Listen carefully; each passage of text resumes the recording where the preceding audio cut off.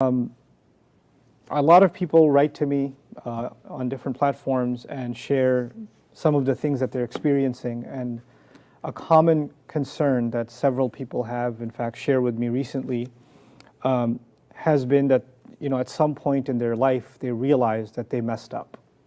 So they were living a life where they didn't really care about the consequences of their actions, and they were, kind of doing whatever makes them happy. And in doing so, they caused a lot of damage to a lot of people. So not only is it a violation of what Allah considers wrong, so they didn't care about what's halal and haram, that was one issue. But the other issue is they hurt a lot of people along the way, right? And with no cause or concern, no looking back, right? I'm just going to do what I'm going to do. And eventually all of that catches up with you, and then one day you kind of, by some miracle of Allah, you wake up and you realize, oh my God, what have I done? I'm this horrible human being, and I've wronged so many people, I've hurt so many people, I've said so many terrible things, and I've completely disregarded Allah Azza wa Jalla. And so the realization of that, it can be a very heavy one. And a person can then start questioning this: how could I be so evil or so wrong or so heedless and so careless and so reckless and so selfish and so arrogant? You name it, how could I be all those things for so long? How come I didn't wake up before? And the guilt of that starts eating away at a person when they have that realization. Now, before I carry on with this scenario, I want you to know that Shaytan has a strategy for every phase of our failure. Like he doesn't cause a human being to fail in one step. He wants the human being to fail in subtle stages. You know how they did this example a long time ago? Well, it's animal cruelty really, but if you took a frog and you threw it in boiling water, it would jump right out. But if you put a frog and you boil the water slowly, heat the water slowly, it wouldn't even realize that it's slowly marching towards its death, and it would actually die without ever jumping out, right? So there's a slow progression in which he's poisoning you, or he's boiling you really, slowly but surely before you get to the point of no return. Right? So in the beginning, his job is to make something really bad seem not so bad. So even if it's a major sin and it's something totally evil, he'll say, come on, you're just human. Everybody does this. It's okay, you just slipped up. It's okay, you're going through a lot, so it's understandable. Like he'll pat you on the back, he'll support you, he'll comfort you, he'll try to give you these thoughts in your head that what you're doing is not that bad, or maybe just don't think about it. Just, why can't you just be happy for once? Just be happy. Pick the drink up. It's okay. You're going so much stress. This is the least you could do. It's their fault. It's your uncle's fault. It's your friend's fault. It's her fault. It's his fault. That they made you do this. It's not you. It's somebody else who made you do this. So he feeds you all this stuff where it's not me. It's somebody else who's making me do it. So it's their fault. It's really not mine. They're the reason that I'm falling into this haram or this evil, and this is why I'm lashing out, and this is why I am the way I am. And so once he does that, then it becomes easy for you and me to take whatever wrong action we were going to take, if we fall into that trap, if you fall into that kind of thinking, because honestly, the real danger isn't the wrong action. The real danger is the thinking that happens before that action. The Qur'an gave us guidance on our thoughts. This is why the Qur'an emphasizes a lot, أَفَلَا تَعْقِلُونَ. Don't you use your intellect? The thought process that we engage in every day, the thoughts that we have every day, Allah guides them. Because if you don't guide your thoughts, the next thing that will happen is misguided behavior. The actions will be misguided. So this thought process, the Shaytan is very good at filling your head with this thought process, and you can accept it or reject it, just like junk mail, or just like ads that you don't want to watch. You could choose to click on it and engage, or you can ignore it. The thought will come, but you have to have the ability, and I have to have the ability to dismiss that thought, to do away with that thought. But if you don't do away with that thought, and that scenario is, okay, you know what, it's not that big of a deal, it's somebody else's fault, and you and I fall into the wrong trap. We end up doing the wrong thing. Then, the next thing that happens is one of two. Shaitan has scenarios. In military strategy, they say we're going to make this attack. If A happens, then we'll have this strategy. If B happens, we'll have this strategy. So Shaytan knows that not all human beings respond to failure or sin the same way. Some people fall into sin and then they become addicted to sin and they keep on doing it. So he's like, well, this guy's on autopilot, so I don't have to worry about this anymore. He's doing my job for me. She's doing my job for me, so she can just carry on, right? There are other people who do sins continuously, but at one point or another, they wake up. And this is a problem for Shaytan. This is a real problem for him. Why? Because this person was paving their way towards failure so they can meet Allah Azza wa Jal in loss, and now all of a sudden they've woken up and they feel bad about what they did. This is not a good thing. This is the first sign that this person wants to return back to Allah. So what does he do with this person? What is Shaitan going to do with this man or woman who decided to wake up, or who Allah put something in their heart and they woke up and they feel horrible? Well, Shaitan has a plan B and C.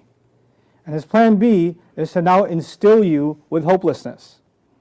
Now he can tell you, hey, you messed up so much. You're such a terrible human being. Look at all the people you hurt. Look at all these years you've been doing these sins. There's no worse person than you. Why would Allah listen to you? Why would He ever guide you? In fact, you're already in hell. You deserve hell already. And you deserve to be in this mental torture so long as you're alive. I don't even know why you're still alive. These are the thoughts that fill in your head. Regret over your sin, which is actually, spiritually speaking, a healthy thing. Iblis can turn that into an unhealthy thing. He can turn that into an overwhelming sense of, Allah will never forgive me. Oh, and then you have this attitude. If you talk to somebody, you say, I feel like Allah will never forgive me. No, why wouldn't Allah forgive you? Oh, you don't know what I've done. Oh, it's so bad. It's so bad. If you knew, you would know that. Even you would tell me you're going to hell. So this thought process is the next success of Shaitan. Why? Because Shaitan is the master of hopelessness. So before your sin, he wants to make you think it's no big deal. After your sin is done, he wants to convince you it's too big of a deal, Allah will never forgive you. There's no hope for you, right? So, and then he can get somebody trapped in that, and a person can start hating themselves, being miserable. And by the way, misery, hating yourself, crushing yourself, and having this kind of viral negativity that's inside you, it spreads to the people around you too. It doesn't just stay with you, right? He loves this. This is what he absolutely loves. So now if a person has fallen into that trap, what does the Qur'an do to remedy this? The Qur'an has lots of remedies for it.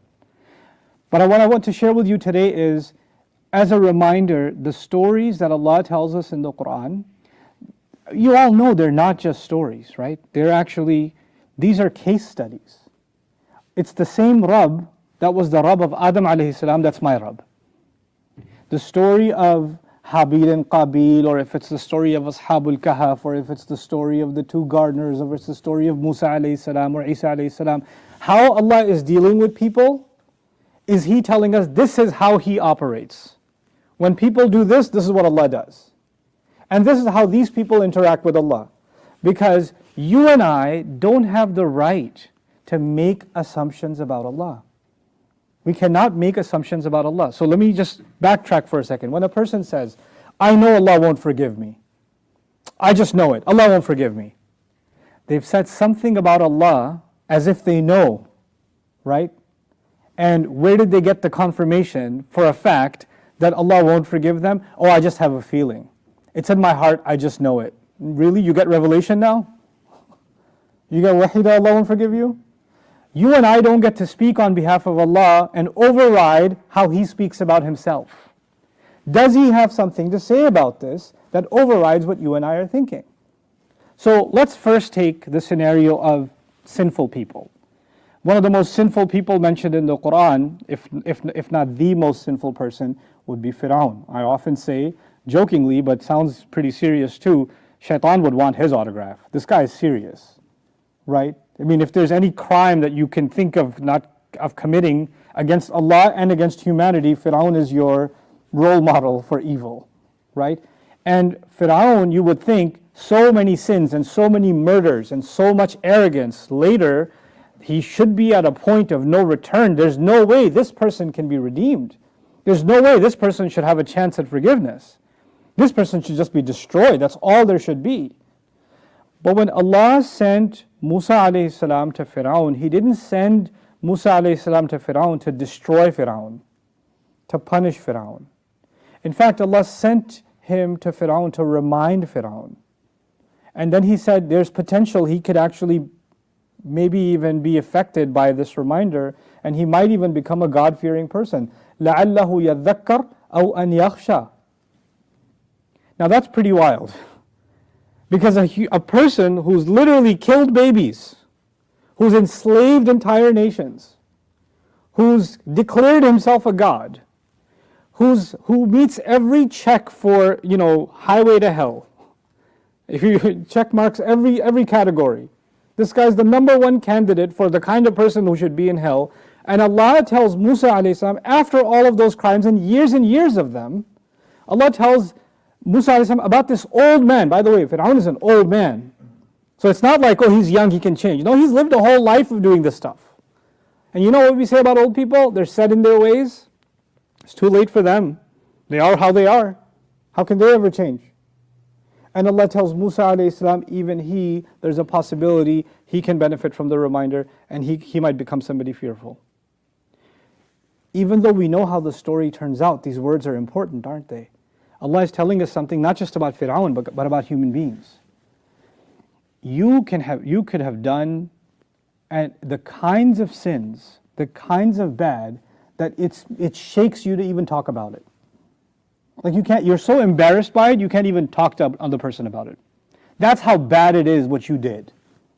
That's how embarrassing it is. That's how humiliated you are, even inside yourself. Shaitan's got you so good, you even have a hard time telling Allah, opening up to Allah about it. And even if you do, the moment you open up to Allah, you're like, I really did this? How can I even be talking to Allah? Why? I sound so stupid. Allah is not going to forgive me. Just look at what I've done. Look at what kind of person I am. And Allah Azza wa Jal does not allow, He does not allow a human being to give up hope on themselves. He doesn't do that. He didn't even give that seal onto Fir'aun. He didn't do that. Then when people have a predisposition, they say, no, Allah won't forgive me. Then they open up the Qur'an and they only look for confirmation of their own wrong assumption. So they say, oh, Allah says about some people, their hearts are sealed. See? That must be me.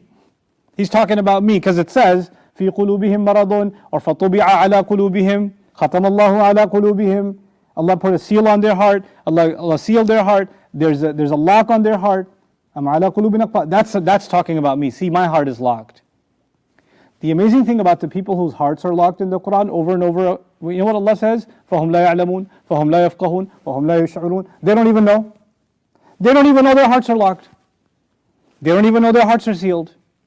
So when you come to me and tell me, I know my heart is sealed, then you can't be from this category, because the people whose hearts are locked have no idea that their hearts are locked. That's what Allah says. So this self-deprecation, attacking yourself, hating yourself, putting yourself in this hellish category, this is all Allah didn't do this to you, you did this to yourself. And Allah's words, if you want to misuse them, you can justify that. But if you're honest with yourself and the word of Allah, then Allah did not seal your heart. The fact that you even feel bad is an indication that your heart isn't sealed. The fact that you even have remorse means your heart is still alive. Then there's the matter of, why would Allah forgive me though? I mean, like I said before, if you knew what I've done, there's no way Allah would forgive me. It's just way too much. And what about all those people that I hurt? Even if I do good deeds now, on Judgment Day they're going to come, hey, Ya Allah, that Hajj this guy did, you know what he did to me the year before? I'll take the Hajj credits. And the other 30 Ramadans he had after that, I'll take all those fastings, because this guy robbed my business, he humiliated me, he ruined my reputation, he destroyed my family, he did this, she did this. I'll take all her good deeds, thank you very much. So this person's like, what's even the point of me doing any good deeds now? Because they're going to take it all anyway. Like, I'm stuck, there's no point. These are the kinds of thoughts Shaitan wants to plant in your head, he wants to close your path to even doing any good deeds. He wants to close that road. I want you to understand something. One of the worst things, if not the worst thing you can do to somebody, is kill them. And in the same story, Musa alayhi salam killed a person.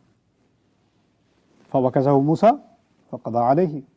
He killed a person. I mean, if you're talking about violating another human being's rights, the ultimate right we have is the right to live. And he violates that right, alayhi salam. And when he does it, then even though there's lots of things to learn from that incident, just one thing. He wasn't even a prophet yet. The incident of Tur has not happened yet. He hasn't gone up to the mountain and have a word with none of that has happened yet. He's just a believer right now. He's a mu'min. But he's not a Rasul yet. And when he does this, he says, Rabbi inni zalamtu nafsi faghfirli. My master, I have done wrong to myself. Before I get to the next part, I have done wrong to who? Myself. This is different from inni zalim. I'm a wrongdoer. I've done wrong to myself. This is a very important distinction. Because if you say inni zalim, you have identified yourself as a wrongdoer. This is who I am. This is my identity. I am a wrongdoer. But when I say I have done wrong to myself, you have identified an action. The action is bad. And that action's first victim, the victim was someone else, the guy who died. So you would think, Musa alayhi salam would say, Rabbi inni zalamtu ahadan. I wronged somebody else. That's my victim who's lying there dead. He says, Rabbi inni zalamtu nafsi. I've done wrong to myself. I've done wrong to myself. I've hurt myself with this sin. I'm also a victim of this sin in addition to the person I hurt. But he's concerned about that wrong that he's done to himself, and he turns to Allah and he says, Faghfirli, forgive me. Now, by the way, Musa alayhi salam might not ever be able to get the forgiveness from that victim. That victim who got killed, right? He doesn't have a chance to say, I forgive you or I don't forgive you. So, you know, if we had that kind of anxiety, we'd say on Judgment Day, that victim's going to come after me and he's going to be like, yo, you killed me. I'm going to take all your deeds. Now you're going to hell. You can't be forgiven. You killed me. Hand me everything. What did Allah say when Musa alayhi salam said, forgive me? He said, فَغَفَرَ لَهُ. So he forgave him. Why is this important? Because even when you've wronged somebody else, even when you cheated somebody else, even when you hurt somebody else, on the one hand, we have to try to make things right. We'll talk about that in a second. But first and foremost, don't confuse that with Allah's forgiveness. Your forgiveness does not depend on another human being. It only depends on Allah. Your mother doesn't get to tell you, Allah will never forgive you. Because she doesn't get an email from Allah telling her that you are going to hell. Your cousin doesn't get to tell you. Your uncle doesn't get to tell you. Your friend doesn't get to tell you. Somebody who hates you doesn't get to tell you, Allah will get you. They don't have that guarantee from Allah. And they don't also have the license to say, until I forgive you, I know Allah won't forgive you. That's not how Allah's forgiveness works. It's not dependent on another human being. We have to be very clear about this. I owe apologies to people I've done wrong. And if I'm not in a position to apologize, maybe I owe something else. Let me tell you about owing apology from it. I want to make this concept clear. Asking Allah's forgiveness, well, if you're sincere in asking Allah's forgiveness for the wrong you've done, even the wrong you've done to others, it does not depend on how they feel about you. They could still hate your guts, but Allah can still forgive you. Those are two separate things. But now let's talk about the people you hurt. Because the people you hurt might say, hey, why did Allah forgive him? That's not fair. They get to do all that and they get maghfirah. I don't like this deal. They should at least pay something. We believe in Allah's absolute justice. We believe in Allah's rahmah. I trust Allah's judgment more than I trust my own judgment. When you watch an episode of Judge Judy or something and you see the verdict, you're like, she was a little biased. We don't think like that about Allah. I don't worry that Allah will let some criminal off the hook or unfairly forgive someone or they deserve to get punished and I feel like justice wasn't done. I have this tawakkul in Allah's wisdom. I have this reliance on Allah's wisdom, His justice, His all-knowledge. He knows things I can't possibly know. He understands things I can't possibly understand. And so when He makes that decision, I have to step back. I don't know. I can't say about anybody else. But now finally, so let's get to that before I wrap up today's khutbah, and that is, what about the people that you did wrong? What about them? I'm reminded of the case of Al-Wahshi. Al-Wahshi, for those of you who don't know, in the battle of Uhud, was he threw the spear that killed the beloved uncle of Rasulullah. Right? So he was paid to do so, and he was successful. And not only was he able to kill him, then the body of the Prophet's uncle was mutilated in this after the battle. Right? So but the cause of all of that is Al-Wahshi. Years pass by, Islam is victorious, Makkah has been conquered, and Al-Wahshi actually accepts Islam. He accepts Islam. And when he accepts Islam, we know that all your previous sins are forgiven. Now he wants to come meet the Prophet ﷺ. But the Sahaba remember him. They remember him. If they see him even from a distance, they're not even going to ask questions. Because this guy's dangerous, right? He can throw a spear from a distance. He's going to get killed. So when people are coming in huge numbers to accept Islam and to meet with the Prophet, to give him bay'ah, to pledge their hand to him, and there's a line formed and people are coming and meeting, he cloaked his face to come to meet with Rasulullah. And he finally got to the point where he's right in front of the Prophet. He removes his cloak, the Prophet recognizes him.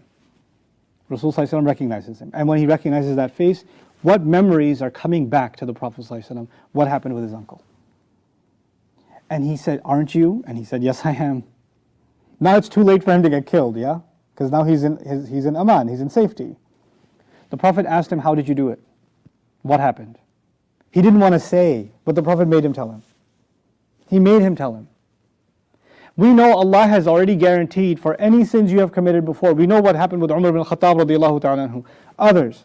Khalid ibn Walid killed, because of him so many Sahaba got killed at Uhud. And he's one of our heroes. Why? Because once you accept Islam, previous sins are forgiven. This man killed someone the Prophet ﷺ deeply loved, and now he's accepted Islam. And after hearing that story, of course he's still forgiven, but the Prophet ﷺ told him, but I can't bear to see you. He couldn't see him. He moved far away somewhere. He couldn't look at him. In the end, Rasulullah ﷺ is also a human. And when he sees this man, he remembers the mutilated body of his beloved uncle. He remembers all of what happened. So it's hard for him to process that. You know what? While the Prophet ﷺ has accepted that this man is Muslim and his previous sin, including the murder of his uncle, is forgiven, that doesn't mean that he's over it. That doesn't mean that it still doesn't cause him pain. But you see how in our religion those two things are separate? Somebody might still be hurt by what you did, but that doesn't mean that Allah hasn't forgiven you. Allah has forgiven you. Even if the one you hurt was Rasulullah sallallahu alayhi wasallam. Can you imagine? Even if that was the case. So we have to clean up our thoughts about how forgiveness works. We also have to realize from a story like this one that if you really hurt somebody badly, you said a lot of bad things about them. You spread rumors about them. You humiliated them. You cheated them. You did all kinds of bad things to them. And their life became very difficult because of you, if that happened. And years later, you feel bad, right? And you don't want them coming after you on Judgment Day. So you decide to pick up the phone or call or show up at their house and ring the bell. Please don't ring that bell. Please don't make that phone call. Because that in itself can be an act of mercilessness. It may be just hearing your voice can trigger them again. It can bring back all those bad memories. That might be a difficult thing for them. That's too selfish of you and me that we think we can just call somebody or face somebody and say, hey, sorry, those fingers of yours I chopped off? Sorry about that. I feel really bad. I realize now that was wrong. Don't expect somebody to be so understanding. And put yourself in those shoes. If you saw a person like that, even if they said sorry, maybe you just want to stay away now. Maybe you don't want that person in your view. So out of rahmah to them, maybe, if there's room for reconciliation, that's something else. But our deen is about isti'nas. Like you don't talk to somebody, you don't engage with somebody until you know that they'll feel good about it. This is not about how you're going to feel. This is about how they're going to feel. You and I have done enough damage. So we don't have to put ourselves on them, right? But if you find from other sources they're okay to talk to you, that's a different story. That's a different category altogether, right? So this is what I wanted to dedicate this khutbah to, this concept. That, Rabbi inni zalamtu nafsi faghfirli faghfara lahu, Allah forgave him. Allah forgave him even though the crime isn't against Allah, the crime is against a human being.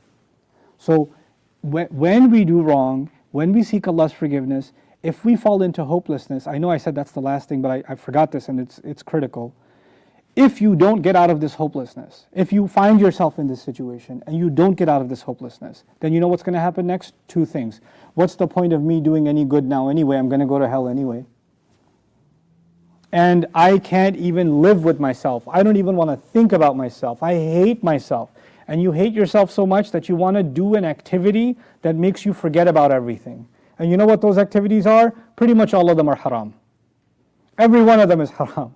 So you'll become addicted to evil activities only because that becomes an escape for you. That can become a very addictive escape because you can't live with yourself. I can't bear the thoughts, the memories, the burden of my previous sins. But Allah removed that burden from us because He gave us the door of Tawbah. When your Tawbah is sincere, your heart is resentful, you're full of shame, and you turn to Allah and you beg Allah to forgive, and you make a commitment to Allah that you will do your utmost best to never fall into that trap again, then it's over. Then you don't have to relive that sin over and over again. That's what Shaytan would want you to do. Now it's time for you to do right. Replace that bad with good things instead. So I pray that Allah Azza wa Jal helps us come out of that cycle of negativity, those of us that are suffering from it, and those of us that may be suffering from it silently. They haven't told anybody. They're too ashamed to tell anybody. Maybe these words can be of some benefit to them, that they can find that there's a way for them to come back to Allah and really find a way to honor themselves again. Allah has honored human beings, and Shaitan wants to see us humiliated. And if Allah has honored human beings, just like I need to honor you and honor you and honor you, I also have to honor myself. It's not okay for me to humiliate myself either. Don't degrade yourself. May Allah Azza wa Jal make us those who honor others and honor ourselves for what Allah has given us, and allow us a way back to make healthy tawbah to Him. Barakallahu li wa lakum fil Qur'anil Hakim, wa nafa'ani wa iyyakum bil ayati wa dhikril hakim. Alhamdulillahi wa kafa, wa salatu wa salamu ala ibadihi alladhina istafa, khususan ala afdalihim wa khatamin nabiyyin.